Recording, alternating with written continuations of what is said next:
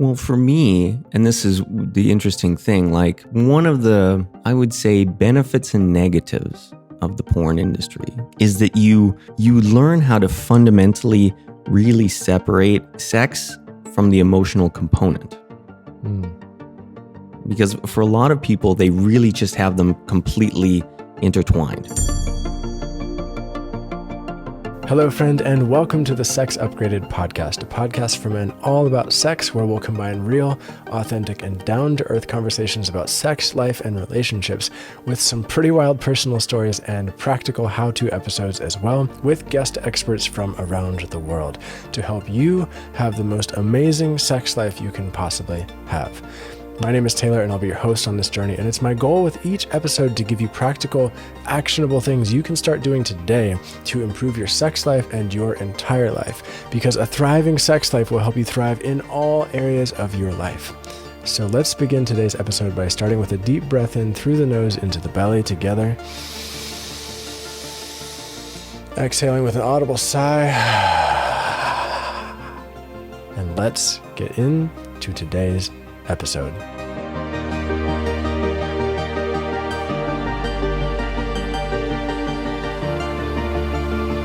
Erik Everhard, welcome to the show. Welcome. It's awesome to be here with you. Thanks for showing up. Yeah, thank you very much. Glad to be here. Yeah, man. I first heard you on the Shameless Sex podcast, and I thought, man, I want to have a conversation with this guy. You've had some wild experiences, and I really appreciated how you talked about sex and the porn industry and your experiences in such a down-to-earth, practical way. And yeah, I'm looking forward to that here. Yeah, no, those gals are great. I really enjoyed my time on their podcast. And yeah, my mission is really, how can I condense the lessons that I've learned over the last 24 years for guys in a way that's very practical and very actionable, where they can level up their sex lives and not have to go through, the crazy journey that I went through, because, it's not for everybody. Everybody says, oh, I'd love to be a porn star. And then if they're faced with the reality of it, they're like, I don't know about that. Maybe I'm not cut out for that. Yeah. I don't think I would be cut out for that. I mean, I remember to this day, I was having a coffee in downtown Los Angeles, and this kid comes walking by and he sees me and he knows who I am, right? So I get the, oh my God, Erik Everhard, blah, blah, blah. And so he wants the selfie and all this. And so we're chatting for a little minute. And he goes, oh man, like, I'd love to do porno. And I said, well, there's 5 criteria if you want to be a world famous porno actor, right? Mm-hmm. And so I started going through them. I just got to number 2, which was, you need to be able to ideally come within a minute of being told to, and not any time before. And he just looks at me wide-eyed and he goes, what? You don't just come whenever you want to? I was like, no. What planet are you living on? Like, it's called the money shot for a reason. I am owned. There is no come shot before you are told to. So, that's something that it's not meant for everybody, because it does require a very specific level of bodily mastery that you have to be really willing to put the time and effort in to acquire. Yeah. And I imagine the average length for a current modern porn video is probably around 5, 6, 7 minutes. And I imagine the average shoot time is probably hours, Yeah. I mean, usually they're going to want to have at least an hour of raw footage. Yeah. At the minimum. So, I mean, I've definitely been there where, you're starting a scene and 30 seconds in, you feel the urge to have an orgasm, and suddenly you're looking at the clock and you're like, wow, 59 minutes and 30 seconds left to go. I better figure this out really quick here, because, everybody's job, everybody's paycheck, it's all riding on you. So it really gives you a sense of pseudo what it's like to be a sports athlete with the game on the line, because in some respects you are the quarterback and it's all up to you. And it's like, well, if it all falls apart, nobody's blaming anybody but you, because you were the glue that was supposed to hold this whole thing together. Totally. And I think this is something that not everybody appreciates, and I didn't used to appreciate about the people who are in porn actors, actresses, etc. It's like, y'all are some top level performing athletes in the sexual domain, like the things that you have to do with your bodies in order to get the shots, and it's just mind blowing. It's amazing. Sex for an hour when you want to come in 30 seconds, or people who have to hold themselves up in a crazy position by their arms with their ass in the air for the crazy angle scene that's sexy that most people would never do in their normal life, Never. Super impressive. So yeah, a lot of different directions I want to go in here for this conversation, but I'd like to start going a little bit back in time and ask you for the first question, if there's something that you wish you had known about sex when you were younger that would have been really helpful for you, that you had to learn along the way, what would you go back in time and tell yourself? Oh, if there was one thing that I would go back and tell myself, it would be the mainstream media lies to you, and you cannot trump biology. That would probably be one of the biggest lessons that I learned. Can you elaborate on that a little bit? What do you mean when you say that? So it's something that I wrote about in my first book, where I talked about the 4 different types of pussies. And what I meant by that was, I had this, let's call it sort of an epiphany during my career, where I remember the moment clear as day too. I was working with these 2 girls, and we were doing this shoot. It was in a backyard by a pool. It was some swimsuit type of video. And these 2 beautiful girls, and I'm thinking in my mind, okay, I'm going to create this high energy. I'm going to have them both bent over doggy. We're going to go back and forth. Like, I'm going to create this whole dynamic threesome. Okay, go. And I start with the first girl, and it's like, literally, it's like 1, 2, 3, maybe 4 strokes. And I'm like, whoa, okay, like orgasm is here. Like, let me switch to the second girl. Maybe I can, in the time that it takes me to go from one girl to the next, I can regroup, get myself together. We can keep things going, and nobody needs to be the wiser. So I do it. I start with the second girl, and things are fine. And I'm like, hey, my strategy worked. I got this. So going on, I could have gone for 1 hour or something. And, so maybe it's 5 minutes. Go back to the second girl. Again, it's like 1, 2, 3, 4. Whoa. And I was like, okay. Interesting. What is the qualitative difference that I'm dealing with here?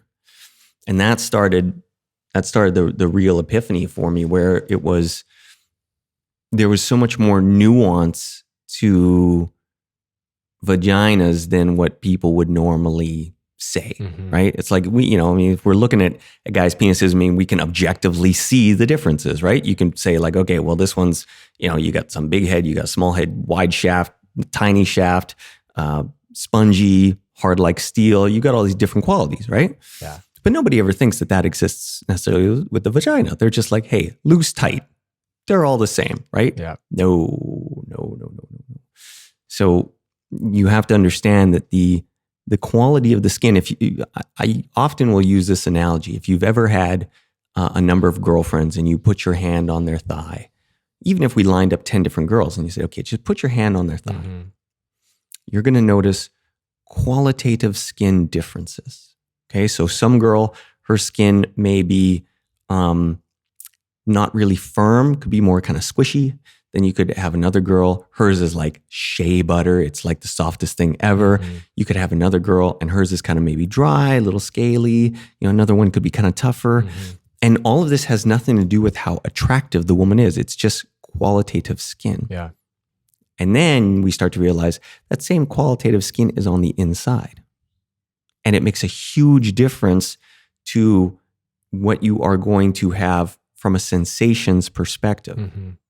And you can't beat it. So I quickly learned, and that's why, to answer your question, if I were to go back, I would know that there's no amount of communication that is going to overcome an extreme biological impediment. And I think a lot of pundits out there do a disservice to relationships and do a disservice to men, because they'll always say, well, if you just communicate more, your sex life's going to be better. No amount of communication is going to make me 7 feet tall.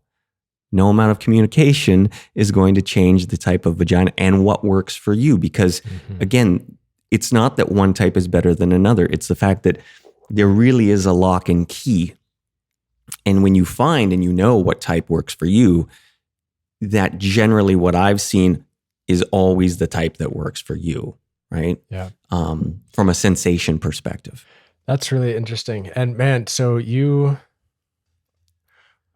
right, when I think of most guys who are interested in women, most of us were not going out, selecting our partners, trying out like 30 different vaginas to try to find the right fit, like you've obviously had a different experience with this. I mean, just for our understanding, do you have an estimate of how many people you've had sex with, at least on sets, for your job? It's 5,000 plus or minus 500. Yeah. So you've had a really interesting, unique opportunity to actually feel the differences in all these different people and notice this. It's a super unique perspective. Well, and that's why, I like to bring the sort of conscious awareness to guys, because sometimes they might be in a relationship and they're like, well, the sex sucks. Well, let's kind of roll that back. Why does it suck? Mm-hmm. Right? Is it, which level of it? Because there's sort of 3 parts to what I call sexual satisfaction. Number 1, sexual alignment. Number 2 is sexual chemistry. And number 3 is sexual compatibility. And they are all very different. Mm-hmm. So now we have to start looking and say, okay, where's the kink in the armor? Because sexual compatibility, that might be movable. Mm-hmm. You might be able to bring somebody more into your world, but sexual alignment is purely biology. So if that's off, we can't fix that. And so that's sort of, because I learned this because I stayed in a relationship for 3 years that was, the girl checked every box, right? Except when we got to the important box that mattered to me, which was the sex life. Mm-hmm. And I stayed in it because I thought, well, it has to get better. Because I didn't have that frame of reference that, this piece of biology cannot be overcome. Like I said, hey, I could dream of playing NBA basketball, but no one's hiring the guy that's 5'10" to jump the hoops, right? It's just not going to happen. And it becomes the same thing. It's interesting. So when you think back to that experience with those 2 women and other experiences I'm sure you've had, how much do you think your own personal chemistry with that person had an impact on your body's desire to ejaculate? Like there's the sexual chemistry piece. There's like a personal chemistry that we have with some people that we don't have with others. Does that ever come into play for you in those scenarios? Or is it mostly like you're doing a job and you're mostly responding to biology and not so much the interpersonal connection? Well, for me, and this is the interesting thing, like, one of the, I would say, benefits and negatives of the porn industry, and sort of if we were to look at it sort of the sex industry in general, is that you learn how to fundamentally really separate sex from the emotional component. Because for a lot of people, they really just have them completely intertwined. All right. Yeah. Now, I'm not saying that's good or that's bad on either side. I'm just saying this is what is. And so when you have the ability to now separate the emotional from the physical component of sex, well, now everything you're paying attention to comes from a very sensory perspective, because that's really what is at the core of it. Right. And so then when you look at from that sensory viewpoint, now you can see, well, okay, these things feel good, and this is what works for my body. And it's not a connection piece that drives it. It's a biological body-to-body piece. And like I said, for that, you will find people out there that are just an alignment for you.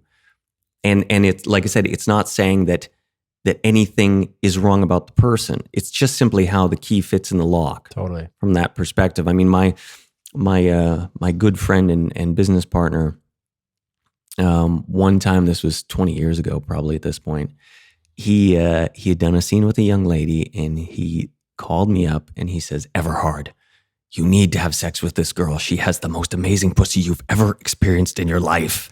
And imagine me, like, I'm like, oh my God, like if he's saying this has to be just like the Taj Mahal or, some like crazy experience. Yeah. And eventually it was a couple months later, her and I ended up getting booked together for another company. And I worked with her and I was just like, it's okay, right? Mm-hmm. And that's when I realized, what is gold to one person is copper to another. Yep. Right. And so we can't even make the typical statements, because you end up with all the locker room talk and all that stuff is bullshit too. Cause you have this sort of cliche as it would be where, guys in the locker room, everybody wants the super tight pussy. It's like, well, if you've had one, you may think differently, Mm-hmm. especially if you're well endowed. I remember another performer that I know, him and me were having a conversation about it. And he goes, oh, I hate girls with tight pussies. He goes, because it's not fun. He goes, I can't have sex with them. Like he goes, I'm horny. I don't want to spend 20 minutes trying to work this thing in on some level. He goes, it's like, I want a girl that's like, hey, I'm horny for you. Let's go. Mm-hmm. So even within that, the trope that gets bandied about, sort of in the mainstream of what men think, when you actually get out there and you actually experience these things, you realize that nothing is black and white. It's all these different little shades of gray in between Mm-hmm. that really make or break your sexual experience. And you sort of have to be conscious and be paying attention to them to see, well, okay, of this totality of stuff out there that, can be quote unquote sex. Mm-hmm. What is it that's going to work for me? What is it that's going to work for my body? And what actually turns me on and am I interested in? Yeah. Yeah. And just to say a piece about the tight pussy thing, like an anatomically tight pussy isn't really good for anybody, even the people like who have the vagina, because that means like there's constriction and contraction going on there. And ideally it's a strong, supple, not contracted vagina, like for their pleasure too. So they can actually enjoy the sexual experience. And this whole, like, I want a tight pussy thing. I think most people, you don't actually want a tight pussy. You want like a strong or an open vagina, I would imagine. One that's not contracted. And from my experience, I mean, again, we're dealing with genetics on a lot of this, Mm-hmm. right? Where it's the same as, okay, you've got, guys that are hung like a horse and guys that aren't. I mean, you have girls that have all different shapes.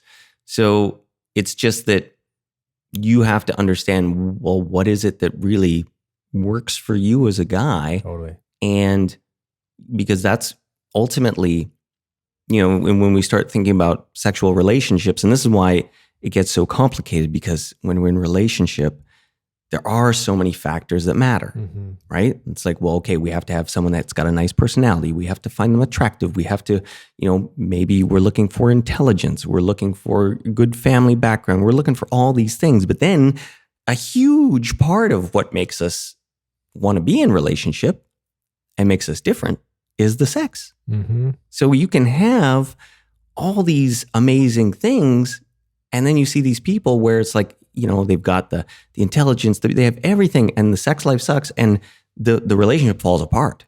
Yeah. Because, there's so much about relationship that, for good or for bad, really does get tied into the sex between two people, because otherwise we're just kind of friends, right? True. And there's research out there to support this too. Like that the more a couple has healthy sex in their relationship, generally speaking to a point, like the better their overall relationship is. So, I mean, and yeah. So let me ask you, is this, in your personal romantic relationships, which I imagine you have outside of the porn industry, Mm-hmm. maybe you don't, but I imagine you do you work to separate your emotions and your inner world from the sexual experience in those contexts? Or do you find that it's Well, yeah, that's the first question. In which context specifically? So say you're in a romantic relationship with some woman outside of the context of porn and you're going to have sex with them. Are you in that moment separating emotionality from sex and just going into the physically, biologically stimulated sexual desire type experience with them? Or are you getting into, because when you talked about porn, you said this main stimulus is coming from the physical pleasure response and you're cutting out the emotionality so you can do all the things. And I'm just wondering if it's different in your personal life. Well, yeah, I mean, everything is different when you're in your personal life for so many reasons, right? First and foremost, you have access to your emotionality and you have real access to psychological triggers for your libido and for your erection. And those you very likely will not have on a porn set, right? And you're not going to be dealing with potential dramas the same that may transpire in your personal life. It's so much easier. It's like you're there, you're going to have a good time. You've got whatever great apparatus that you want to work on, probably a nice bed, if you're like me. So you've got so many things in your corner already, and you're with somebody that fundamentally wants to please you, or they likely wouldn't be with you. So there's a lot of different things going on there. When you're in the porn business, part of the reason you need to be able to, if you're going to be good as an actor, is to have that separation of emotions, is because if things go sideways, you need to be able to park everything else and you still need to be able to get hard. Right? And that needs to be that is your first and foremost job.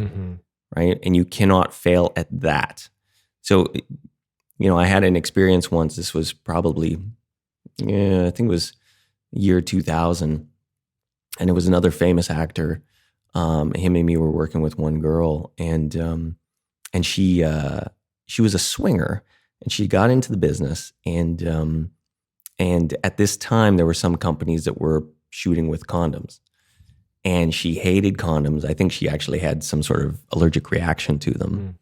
And so we started the shoot, and sure enough, quickly she was having some pain and she needed to take a break, and she started crying, right? Because she was just like, she's having this pain. And of course, well, if you're in your personal life, you can say, well, fuck the condoms. But, when you're on a set and the company says, no, that's what we have to do, that's our laws, you have to follow the laws. And so she needed a break, and she was in some pain. She needed a little cry, and the other actor never got back. He couldn't get a hard on after that. And for me, it was like, okay, this is one of those moments where you have to be able to sort of park your emotions to get the job done. It's like, okay, we're here, cry, get yourself out, and then when you're ready, we'll get it back together and we'll push onward, right? And that takes a very special sort of mindset, right? Because what I learned is, the ability to control your mind is really the most important thing when it comes to sex. If you can't control that, it's going to be difficult to overcome your anxiety. It'll be difficult to overcome your shame. It'll be difficult to overcome whatever presents itself in the sexual space that might be difficult. Yeah. I'm thinking, after you just told that story, I've never seen a woman break down in tears in a porn video.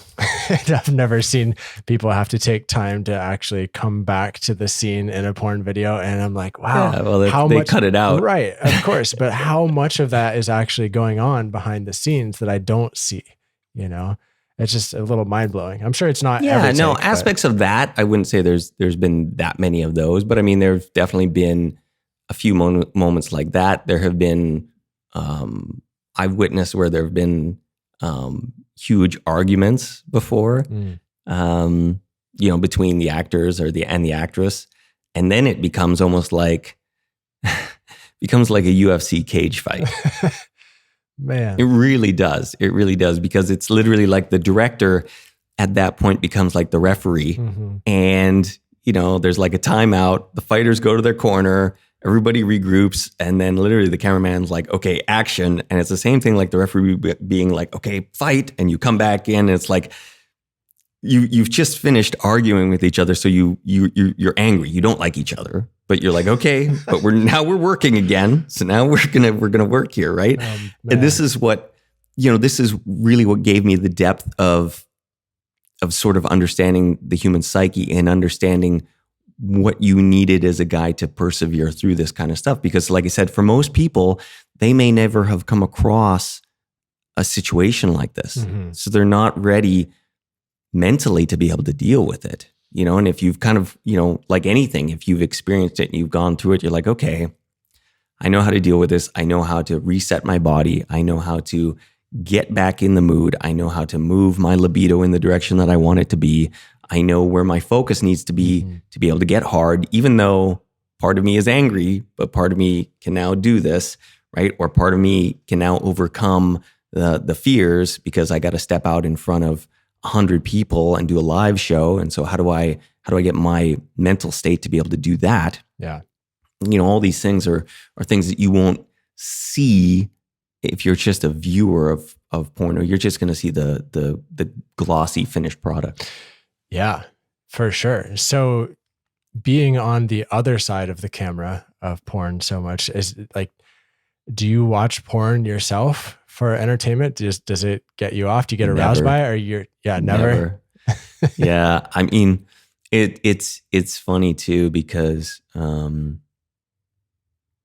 porn really, like, let's kind of step back and say, okay, what is porn? Porn is fantasy, right? Mm-hmm. I mean, that's really the basis of it. It's like this fantasy for us. And it's not a fantasy when you know all the players. Then it's just a documentary, right? And documentary isn't nearly as sexy as fantasy. So, yeah, I mean, even when I got in the business, I would, sometimes I'd watch stuff, but it would have to be some Eastern European stuff or some foreign stuff where I didn't know anybody and I could, functionally. And then, I don't know, it just lost its luster. And it was kind of interesting. I think now everybody will be different, but I think for me, actually going through the porno journey and having been able to touch and explore pretty much everything really brought me right back to square one. Like, it was almost like, because if we were to really look at, okay, what turns me on? I mean, it'd be compared to some people out there, super vanilla, right? Mm-hmm. And like I said, if you've gone the whole journey, the one good thing about that level of exploration is that you fundamentally really understand what it is you like.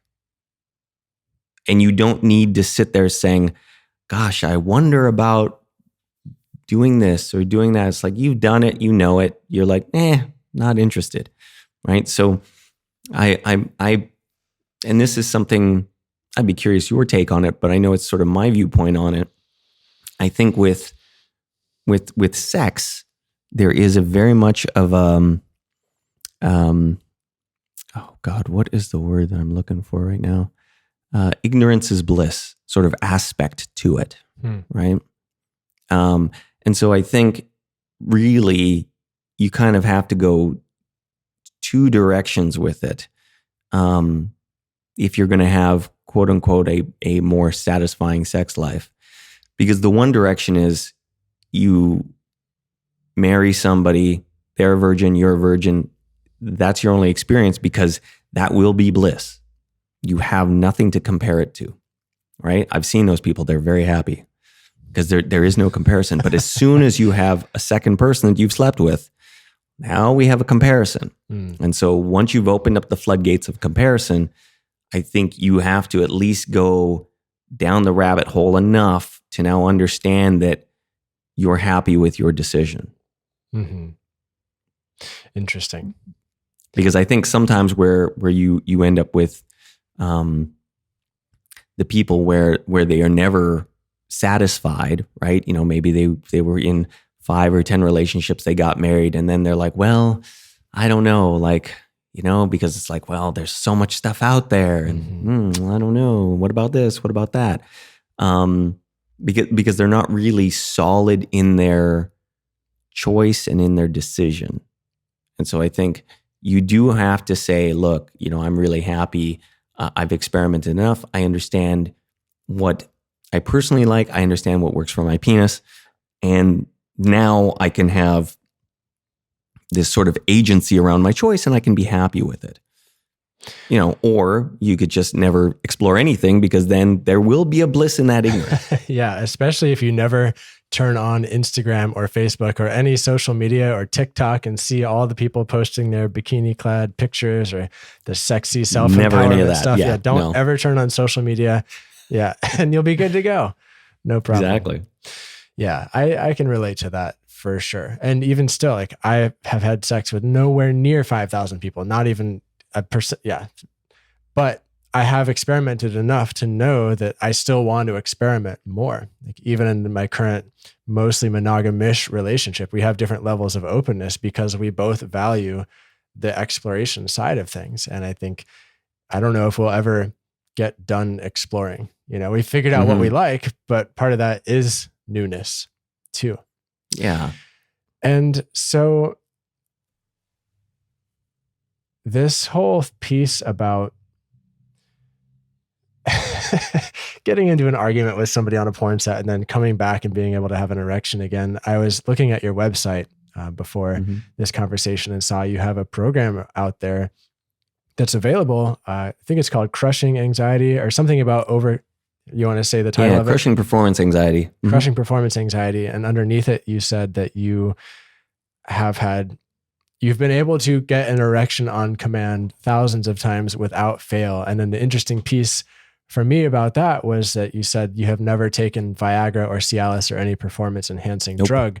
And that was a little mind blowing to me because I was listening to another podcast with some other porn people who said 80 to 90% of the guys in the industry are all using Viagra or some sort of performance enhancing thing. And so, I was just like, wow, I'm super curious about that. In my own personal life, I'm definitely not there.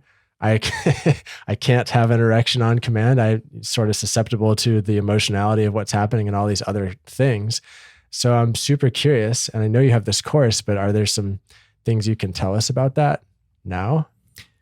Yeah. So here's the thing. You know, when I started, because I actually started in 1998, April of 1998 was when I started in the porn business. And how old are you, just for context? 21 years old. All right, cool. Right? And Viagra didn't exist. You know, there was nothing. And, you know, what was funny was there had been actors for, at that point, you know, 30, 40 years, right? So I started in Canada and then you get down to LA and it's like, now you're with the big dogs, right? And they were all doing it without these drugs, right? It wasn't until it was about 2003 when you started seeing them come on the scene. And then it just ramped up from there. But, you know, the biggest issue, again, this brings us right back to the mental aspect, is it became what I refer to as the reverse 4-minute mile. So I'll explain that for you. Please do. Yeah. So we all know about the infamous 4-minute mile, right? Like, it was like nobody could run a mile in 4 minutes, right? Until one day somebody managed to do it. Well, what happened as soon as they did it? I think it was 2 weeks later, someone else did it. 3 weeks tops, right? Why? Because of belief, right? And this is the thing all the time, right? It's like, well, we'll say something's impossible and then somebody does it. And now we're like, oh my God, what? I guess you can do it. Well, you know, now everybody has belief. So what's happened in the porn business is as the old guard of guys retired, right? The guys that could do it naturally. And now you had all these kids that, everybody just wants the quick fix, and they figure, I've got the anxiety. I can't overcome the anxiety. Let me just take a whole bunch of pharmacological drugs and life can be okay. Mm-hmm. And those don't still solve the problem. I have been there where I've seen a guy take, so much Viagra, he looked like his head was going to explode. And he's woodless. Huh. Right? Interesting. Because your body will get used to the drugs, number one. And, unless you're going to the nth degree that some of these guys are going now, where they will, use injections, you still have to be able to overcome your anxiety for those drugs to work. Mm-hmm. They're not killing your anxiety, right? So, if your adrenaline is pumping through your body hard enough, it's not going to help, right? And it's like, well, still, even within that, like, let's kind of step back and say, okay, well, why are you having this anxiety? Why are we just masking a problem? Why don't we go deeper and say, okay, well, what's at the core of it, right? Mm-hmm. Where are you stuck in your head? Where are you unable to focus? Where are you thinking instead of doing? Where are you not setting yourself up for success in strategizing how your sex is going to happen so that you can perform at your highest level? I remember sitting in, there was this old porno agent. His name was Jim South. He was from Texas.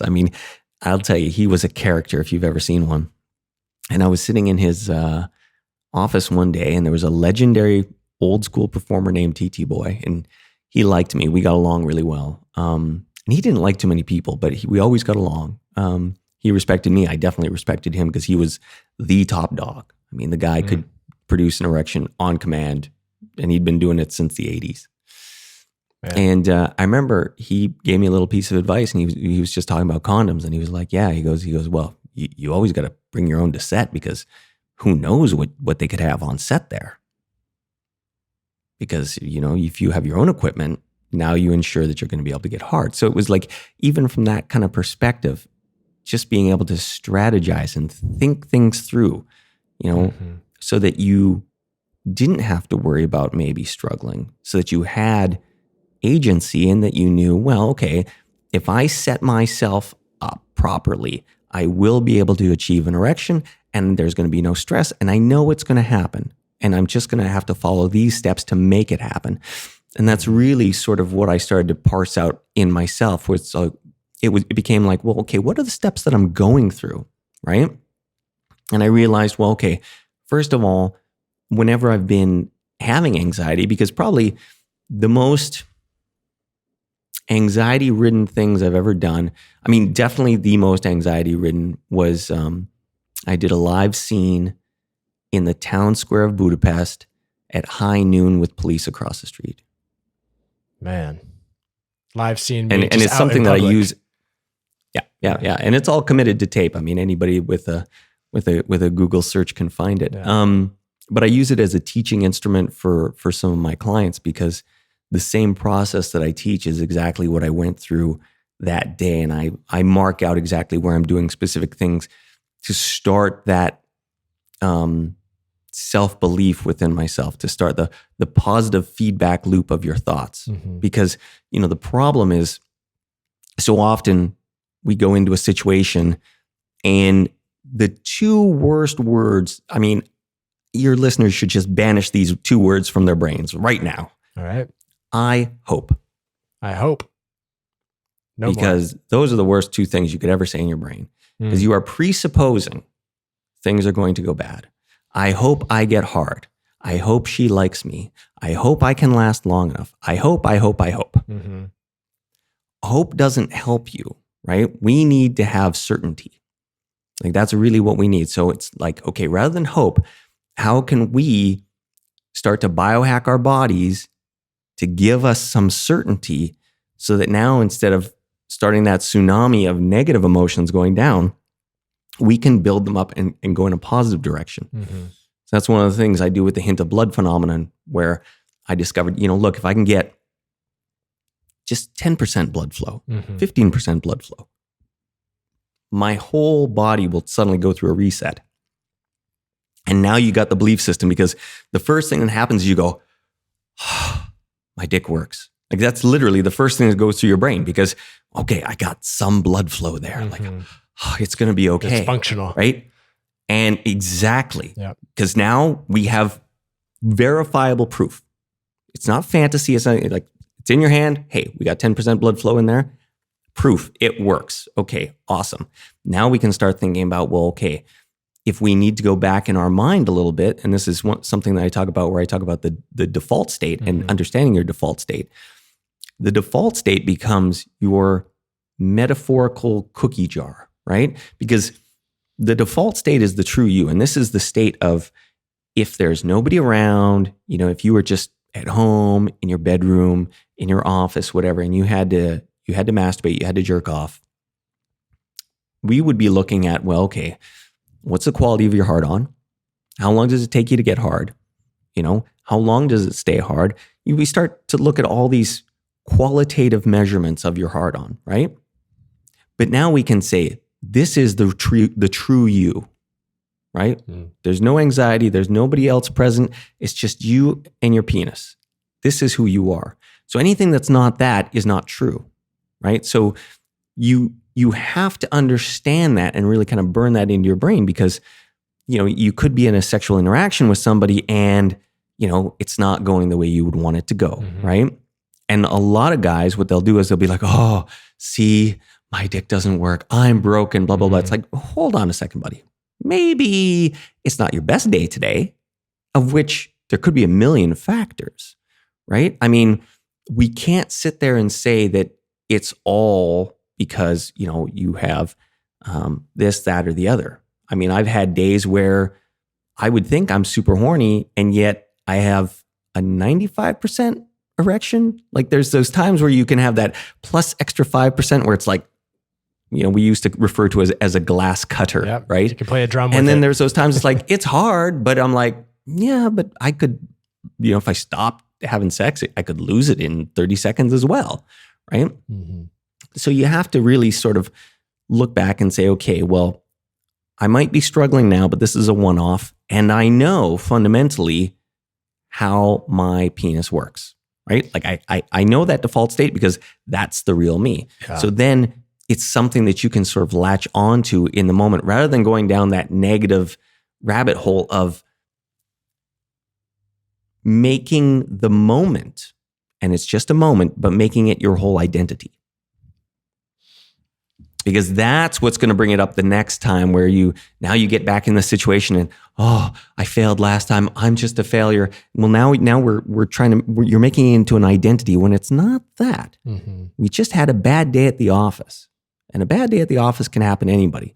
But it's like, I often like to use the analogy of a goaltender, right? I'm a hockey fan because I'm Canadian, right? But you look at the good goaltenders, they let in a goal, and they're like, okay, you know what? It's not 1-0, it's 0-0. We're starting the game over. You just have to park it in the past. You can't ruminate on it. You have to focus on, okay, well, what's in front of me now, right? So it's like, okay, rather than thinking about the time, 2 weeks ago, last month where you failed, let's focus on the girl that's in front of you right now. Let's focus on pleasuring her. Let's focus on what we are doing to her, because we can't be doing and thinking at the same time, right? Like if we are going in 100% focused attention on being able to feel what her clit is doing, being able to feel her emotions, being able to feel the wetness, being able to feel the tension. If we're now focused on all these things, we're not sitting here in our brain, because you can't have that level of understanding of the woman's biology and be able to feel what she is feeling so that you can get her off and be stuck in your head. It's just impossible. Like if you're in your head at that point, then you're not paying attention to anything of her, and your chances of getting her off are very slim. Yeah. Oh man, that's good. So you haven't specifically used the word presence, but I think presence is a huge thing that you're talking about. You're just being present in the moment with what is. And earlier, I remember you said something about like you're kind of separating your emotions from the experience, and you're responding to the physical stimuli in the porn context. But it also sounds to me like you're not just setting your emotions aside, but you're cultivating an inner state of a positive emotionality. and you're just sort of maybe beaming that out instead of just disregarding it all. It sounds like you're really cultivating a useful, high functioning inner state to be able to have sex and to be able to have an erection versus just cutting it. I mean, it's all presence. Yeah. It's all presence. And it's because at the end of the day, you need to really be able to feel everything that's going on with her, right? And so it takes a hyper level of focus, a hyper level of awareness. It takes being able to feel the layers of subtlety, right? It's like when you get good, you can feel how a clit gets more and more erect, right? Like, and that becomes your golden ticket, because now it's going to tell you everything that's working or is not working. But it takes this very special level to be able to feel that. It's no different than, I remember, because before I was into porno, I was going to a massage therapy school. So I was coming to be a massage therapist. And we would have some therapists there. I mean, they would put their hands on you and they could feel so many layers deep into your skin. They could feel inflammation. They could feel the different bony processes. They could feel where all the ligaments were. They could, you name it. And it's like, for us at the time, we're just putting our hands on there. We're like, oh, we just feel some skin. And they're like, no, it's so much deeper. Like, and they could just feel it all because they had such sensory abilities, and they had practiced and they had honed their craft. And it really becomes the same thing with sex, right? Like when you spend time and you're consciously aware and you're focusing and you're feeling everything to be able to see, okay, where are the minute changes? Where's the nuance? Where is her body telling me the rabbit holes that I need to go down further? Which could be speed, pressure, technique, right? These things. But if you're not paying attention, you're not feeling the body, and the body tells you what you have to do next. Like, it tells you everything. You just got to be able to listen, and you need to be able to feel it. And that really is just from that presence. Like, I like to use the term focus, but we could use presence just the same. Yeah. Focus, presence, awareness in the moment, not in your head, not ruminating about shit. Yeah. So I notice it's when you're even speaking right now, you have a certain cadence and a relaxed way that you're speaking about things that I imagine has been cultivated in this sort of presence that we're talking about, that you've carried into the porn experiences with you. And I'm wondering, have you always had this sort of relaxed cadence about you, or is that something that you've cultivated over time? And does that relate to porn? Even know. I wouldn't say it's from porn. I think it's the way that my brain just processes stuff. Because for me, a lot of the times as we're having these discussions, we're cultivating new thoughts, and my brain is thinking about sex from new different angles, and how can I teach people from a new place? So for me, it's just my brain always thinking, and that's how the cadence comes about, because there's so much active thought in the moment saying, okay, well, what's a new direction that we can come at this from so that we can explore it further? Awesome. Fascinating. This is great. Thanks, man. I've got one more topic I'd love to go into. Yeah. Fire away. Anal sex. In porn. I think on the Shameless Sex podcast, they said something you said that you've gotten the name, is it the anal whisperer, the ass whisperer, or the ass opener? The ass opener. The ass opener. Ass opener, yeah. So you've had a lot of anal sex too with women. And I'm wondering if you could speak to the difference from what we might see in porn videos to what's actually happening behind the scenes. Because for a lot of guys, porn is for better or worse, it's an educational resource, an unintentional educational resource that we base our sexual behaviors on, and we're not seeing all the other things that go into that. So say you have an anal scene coming up, or in the past you had an anal scene coming up. How did that actually start? What did you have to do to be able to do that? Well, so I mean, there's so much to unpack here. Well, I mean, first off, yes, you're correct in that when it comes especially to anal, there really isn't any education that you're going to find within porno. Mm-hmm. And the reason I say that is simply the fact that at the end of the day, porn is not for education, it's for entertainment. Yeah. And we sort of really, people, you can't say that porn is good or porn is bad. It just is what it is. But it is first and foremost and only a source of entertainment. Absolutely. Therefore, there's stuff that is boring that simply will get edited out because it doesn't add to any entertainment value, right? Mm-hmm. So, so to bring it back to the quote unquote ass opener, so I got that infamous title simply because I'll go through my process with women, and usually the director would say, "Okay, Everhard, open up the ass," right? And so before we start shooting, I'll spend 5 or 10 minutes and I'll go through my process and I'll get her opened so that she's ready. But then, of course, when the cameras are rolling, it's like action. Well, she's been opened up so everybody can just slide right on in. Mm-hmm. But that's not reality, And, one of the things, I mentioned this to someone earlier, it's funny because when we think about anal sex, and I've said this on numerous different podcasts, I believe, but I said, it's not that women fundamentally have a problem with anal sex. They have a problem with the guy before you that did it badly. Mm. Mm-hmm. And that's one of the biggest things, right? Because I know how, if we were to line up 20 girls right now, bring them on the show, ask them, "Hey, how'd your first anal sex experience go?" I guarantee you how it's going to go, Thumbs right? down. They're going to say, "Hey, I got wasted," right? And then boyfriend, maybe if he was lucky, spit on the head of his dick, maybe. Mm-hmm. Rammed it in, full stroke. I cried. I never wanted to have anal sex again. End of So story. we're going to line up all the girls and it would pretty much be that. That would be the story, right? Oh, man. Yep. And so, and so that's where the fear of the anal sex comes from, because it's not that there's anything that they have against it until they've experienced it. And then because whoever did it badly they were the one before you, now they're gun shy and they're like, "Nope, nobody's ever touching my ass again. That was super painful. Don't want it. Horrible, horrible, horrible." Mm-hmm. And that's not how it needs to go.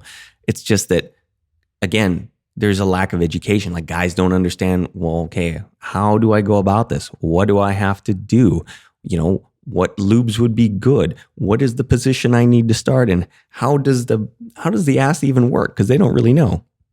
They're thinking like it's just like a pussy, and they're vastly different. Yeah. Night and day. Totally different. Night and day, chocolate and vanilla. Yeah. Right?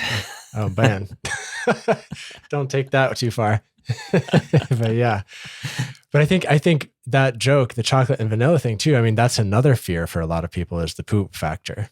Oh yeah. Yeah. And when I coach men in my 12-week mastery course, we have a whole, I think there's 2 weeks that I just dedicate to anal sex. Mm. And one of the first things we go through into is mindset. And like, look, you have to really understand, well, first of all, why do you want to do it? Right? Because usually you're going to have a couple different factors when it comes down to anal sex, Mm-hmm. right? It's either you want to do it because of novelty, you want to do it because of dominance, or you want to do it because you think it'll feel better. Really, for guys, those are your 3 reasons to do it, right? There's a sense of like power because I'm fucking you in the ass, so it's a whole dominant thing, or there's it's just novel, or, it's just something where you think it's going to feel better depending on the size and shape of your penis, right? Yeah. So, that's kind of the guy's rationale for it. And one of the things that I talk about in the course is like, okay, well, where are you at with the idea that there could be a mess? Mm-hmm. Because here's the thing. If it's going to mess with your hard-on and mess with your erection, I tell my clients avoid it altogether because it's not going to help your relationship at all, right? And it's one of those things that, you have to understand. It's like surfers, right? You go out in the ocean, they're like, hey, are there sharks in here? Well, is the water salty? You want to go fuck a girl in the ass? Well, there might be some poop in there, right? Yeah. Probably far more likely that it'll be poop than you're going to get eaten by a shark. Yeah, but there's both exist. Yeah. So we have to start from that place, and you have to fundamentally be, okay, well, this could happen. How is it going to affect me mentally, right? That needs to be number one, because the worst thing that you can ever do as a man, and I discovered this early on, how your frame is and how you relate to a potential mess is going to alter your sexual relationship with that woman forever. Because trust me, if she, quote unquote, shits on you, she is absolutely mortified. Like, it's probably the most embarrassing thing that a woman could go through, right? For most of them. And how you deal with it matters more than anything else. Like, it has to be such a nonchalant zero factor for you. And you have to make sure she understands that it doesn't matter. And you have to move through the mess as fast as possible so that it's not even a thought in her mind and she won't ruminate on it. Yeah. But if you make a, ooh, gross, run to the bathroom, shower, you're never fucking her in the ass ever again. That's full stop. It's never happening traumatizing again. Too. No, yeah. She's traumatized and it is never happening again.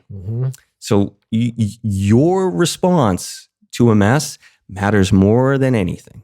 You need to really be able to hold your frame and be like, yeah, no problem. Happens to me all the time, even if it doesn't. Quick baby wipe, off you go. Yeah. Shit happens. And when shit happens, right? Your brain is going to break, then you maybe don't do that.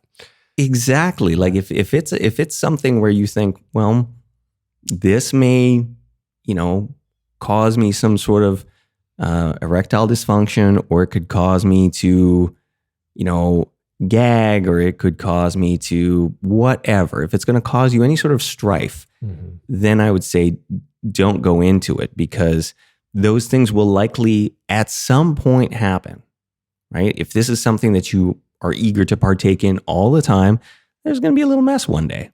And you just have to move on with it and make it not a big deal. Because if it's not a big deal to you, then it won't be a big deal to her. Yeah. And then sex can go on, connection can go on, and exactly, beautiful pleasure can continue on. And yeah, so I'm in the process. I know we're coming up on the end of our time here, but I want to share this a couple more pieces, but I'm in the process right now of putting together an anal guide. And as part of that, I'm doing some research. I'm actually watching a lot of porn videos specifically about anal sex and measuring different metrics in terms of like, what's the amount of time from when the anus is first touched to full penetration happens?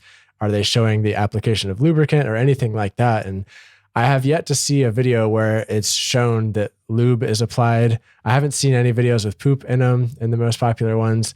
Usually the average time from when the anus is first touched to when it's full penile insertion is about 10 seconds or less, Sounds about right. Yeah. Sounds about right for the finished product. And there's there's just so much more going on behind the scenes. And I'm sure in porn, sometimes poop happens too. Oh, all the time. Yeah. There's not enough gold in this world for the amount of times that I've been shit on by a woman in the business, and you cut it out, right? We're not cutting that line out of this podcast, though. That's it. Right? You're like, that was the golden line. Yeah, that's good. But it's true. It's true. I mean, it happens, right? And even when, as you say, the time from entrance to full penetration is a minute. I mean, on the set, that's how it goes. Yeah.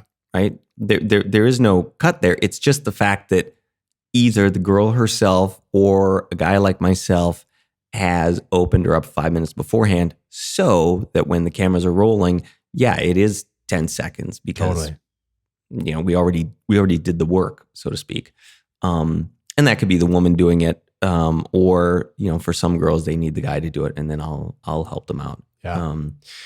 So is it pretty clear when you're going into a scene that like you are going to do anal in this scene? Is that all pre-regimented by the director? Oh yeah. Everybody knows everything. Okay. Yeah. So you're not, there's never any surprises. cool. So you're not like just in the process of sexual exploration in the porn. You're like, these are the objectives we need to hit. These are the scenes we need to make. And then bam. And yeah, you know everything that you are going to be doing beforehand. It's all been spelled out. The girl knows, director has told you, hey, and that's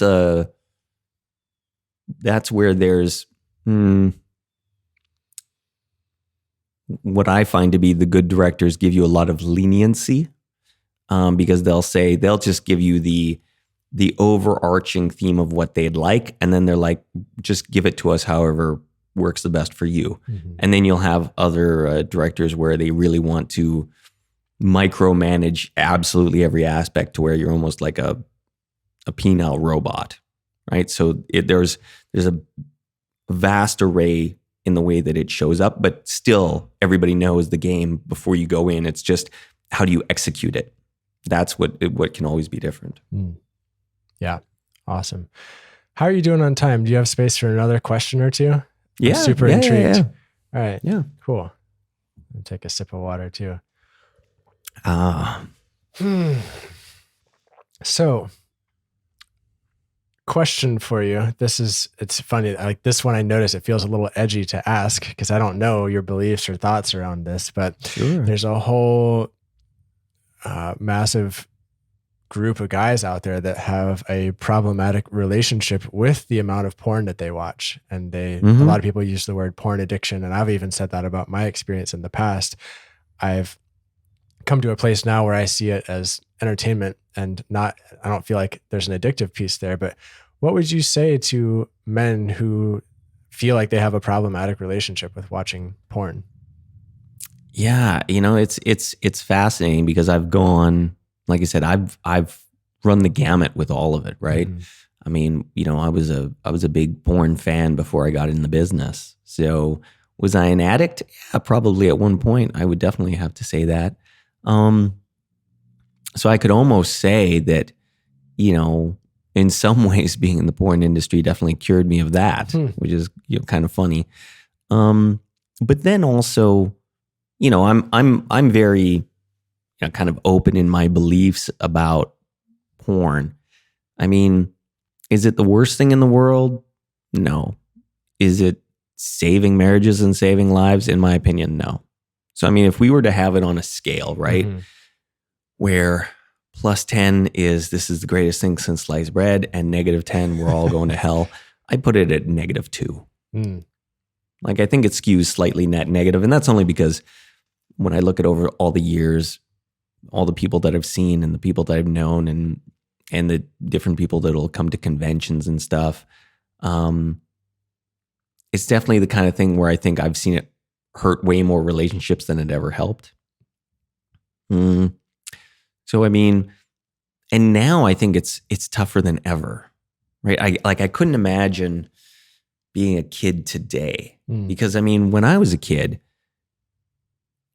our version of access to porn, well, first was the Sears catalog. I think anybody my age has jerked off to the lingerie section of the Sears catalog. Yep. Me. Yep. Right? Yeah. Guilty as charged. So you've got that. And then, growing up in the age when I did, it was pre-internet. You were lucky if you had one or two movies you had access to or a couple of Playboy magazines, and that was it. So it wasn't the same dopamine hit that kids get today, because now it's like, man, click, boom, click. boom. You can go through thousands of images for free now, of course, mind you, at the hit of a button. I mean, it's sort of horrible to think of now you're a kid, you've got testosterone raging through you, and you've got access to all this porno.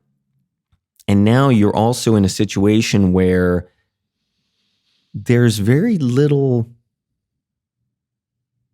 masculine guidance. True. Right? It's like, if we kind of look at what, in a lot of ways has happened to the internet, now you've got, you got the manosphere, you've got the red pill, you got the dating coaches, you got, there's all stuff, and some of it's good and some of it's bad. I'm not saying either way, but right. You do have a lot of young men that are looking for guidance. Totally. They're looking for a fatherly figure or somebody with information that can say, you know what? Hey, Johnny, I know you didn't get this at 13 when you should have. So now we're going to give it to you now. Mm-hmm. I mean, I went through the same thing. I remember probably some of the greatest learning I got was when I was 18 through 20, because I had discovered, weightlifting and bodybuilding. And then I worked at this gym, which was the absolute avatar of every kind of masculine meathead character you could ever imagine. We had drug dealers, we had bikers, we had one guy who went to the world's strongest man. I mean, and I was, before that, I was, growing up, I was the fat little kid in school, right? So it's like now I discovered weights. I started dieting. I got in really good shape. Mm-hmm. And now I'm around these icons, and they really took me under their wing. Right. And they're like, all right, kid, you're soft, but we like you. Come on board. If you're willing to squat until you puke in the bucket like the rest of us, you can join the club. And I did. So nice. It was this sense of, masculine brotherhood. And I think, that's what a lot of kids now are just sort of lacking, because again, now, masculinity is bad. Doing all these things are bad. And guys are just looking for help. They're looking for an answer. Yeah, I think you're speaking to something really important here too. And that's the importance of guidance and the importance of mentorship. And when I think back to some of the most growthful periods of my life, the reason they were able to happen was because I sought out some form of mentorship or support or guidance, from somebody who'd been there or who could at least help me navigate this kind of stuff. And I didn't have this when I was younger either. And it's one of the main reasons I'm doing what I'm doing now too, is because I wish I had somebody like me when I was 21, because I didn't know what the fuck I was doing. I was a mess.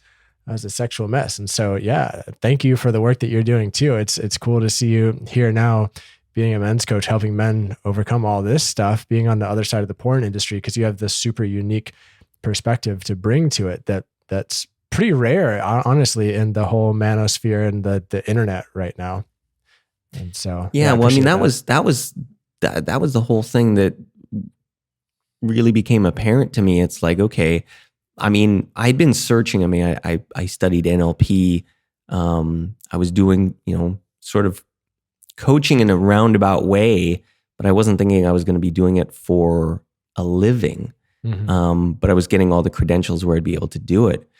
And that was kind of the thing that really struck me. It's like, look, you've gone through this crazy experiment and you've got this knowledge that is so unique because, it's just not something that most people are going to experience, nor should they, mm-hmm. right? But within it, there's definitely a lot of knowledge that I don't think you could obtain any other way. And so that's what I try and give to my clients is like a new perspective, new techniques, new strategies, and a new way of looking at sex where they've probably never thought of it before because they've been stuck in their head and they don't really know what to do. It's like, I often say, well, because everybody says, oh, I want to be confident. It's like, well, okay, what is confidence? Well, at the base of it, it's competence. Mm. It's an after effect. So you get confident once you become competent.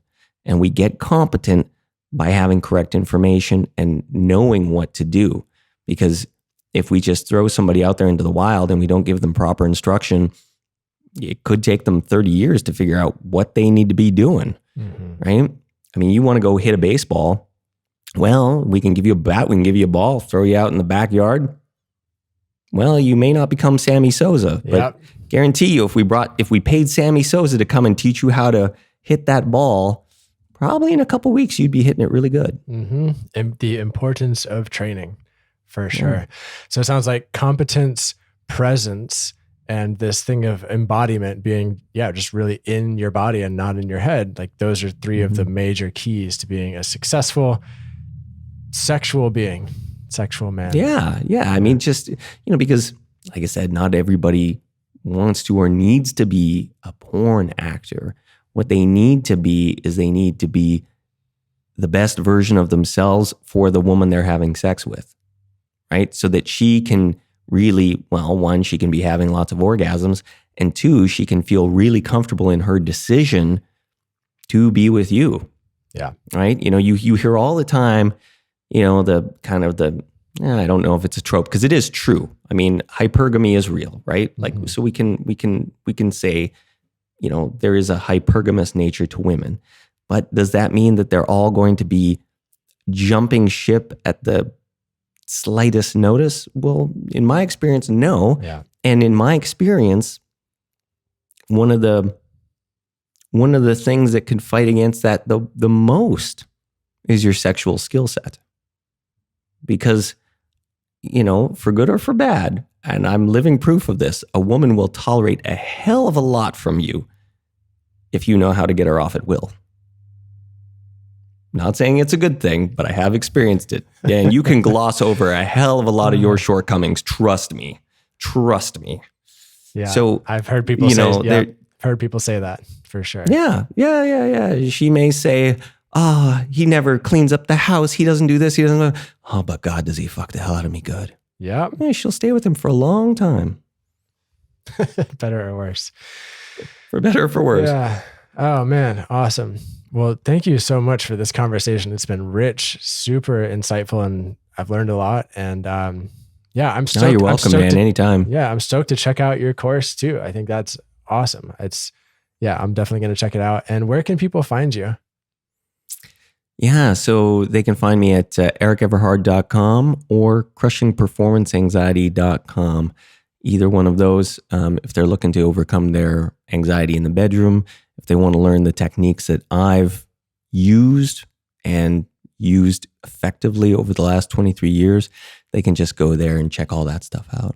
Awesome. And you're on Instagram too. And yeah, I am spreading daily gospel wisdom. My handle on Instagram is at Erik Everhard Official, and that's Erik with a K. Nice. And I'll put all those links in the show notes too. Thank you everybody for listening, for being here for this episode. Thank you again, Erik. It's been an awesome conversation, and I hope you all thank you. Let's do it again. For sure. I hope you all have a beautiful rest of your day. Cheers to your success and your pleasure. Peace.